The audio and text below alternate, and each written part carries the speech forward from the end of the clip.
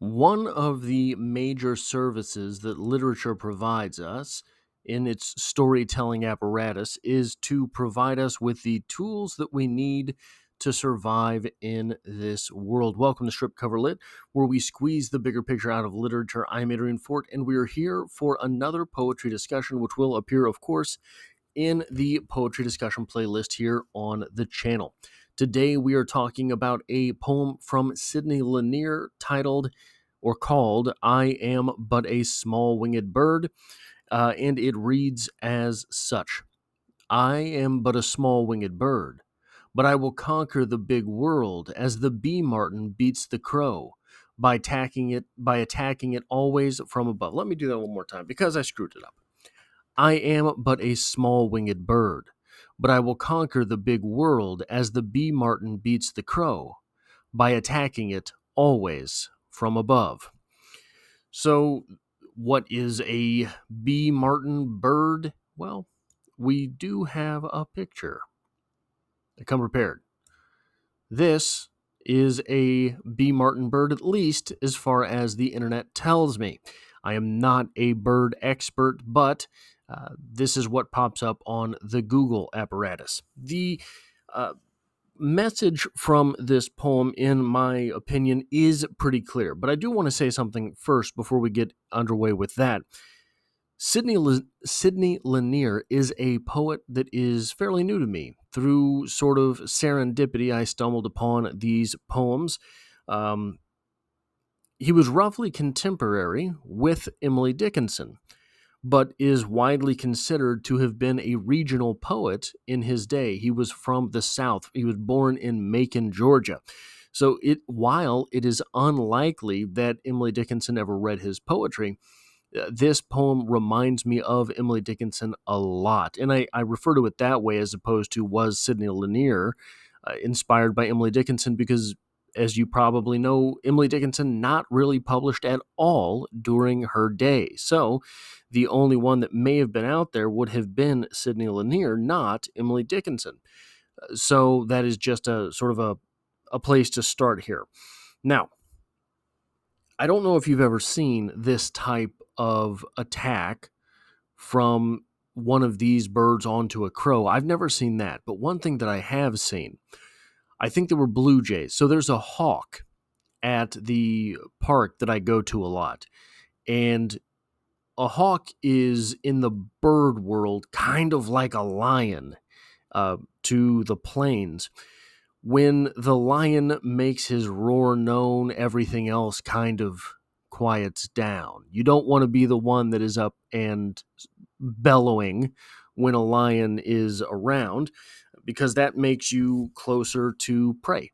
And you will hear the birds chirping at the park, just going off. And when they stop, all you have to do is look up because somewhere that hawk is flying around. And there was a day where the hawk was perched on a branch. And I think there were blue jays, if memory serves me correctly, just dive bombing this hawk. And it was a crazy thing to see because the hawk could obviously just destroy either of these blue jays, but in tandem, they were giving it the business.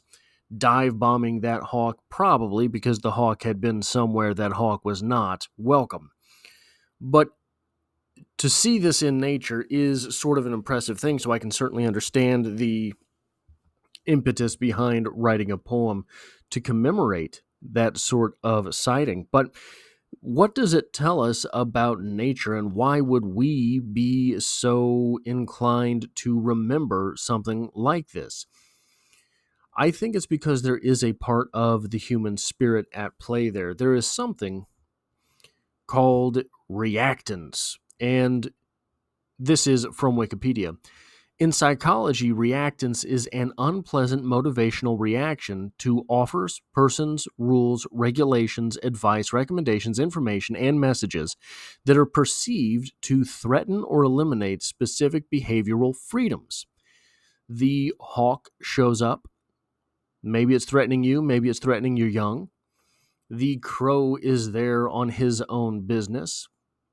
in the blue jays of the world, these small winged birds of the world react to that. Reactance occurs when an individual feels that an agent is attempting to limit their choice of response or range of alternatives.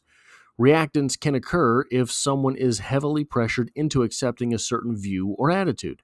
Reactance can encourage an individual to adopt or strengthen a view or attitude which is indeed contrary to that which is intended, which is to say, to a response of noncompliance, and can also increase resistance to persuasion.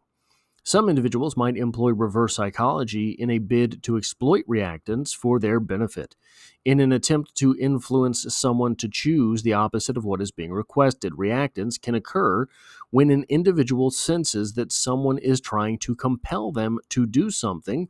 Often the individual will offer resistance and attempt to extricate themselves from the situation, just basically a negative reaction. I think that this is something which is a much larger part of our nature, and it also plays into what it is that an individual has to do to succeed as an underdog, as one of the small folks, as someone who is trying to make their way in the world. That dive bombing, that attacking of the small winged bird onto the larger, more intimidating bird from above is a strategic sort of recognition of the fact that the bigger bird is vulnerable from above, right? I mean, it's obvious, but to put it into words is perhaps a little trickier. I think that we have to have this attitude in daily life. The world will do these things. People in the world will do these things because they want their way and we want ours.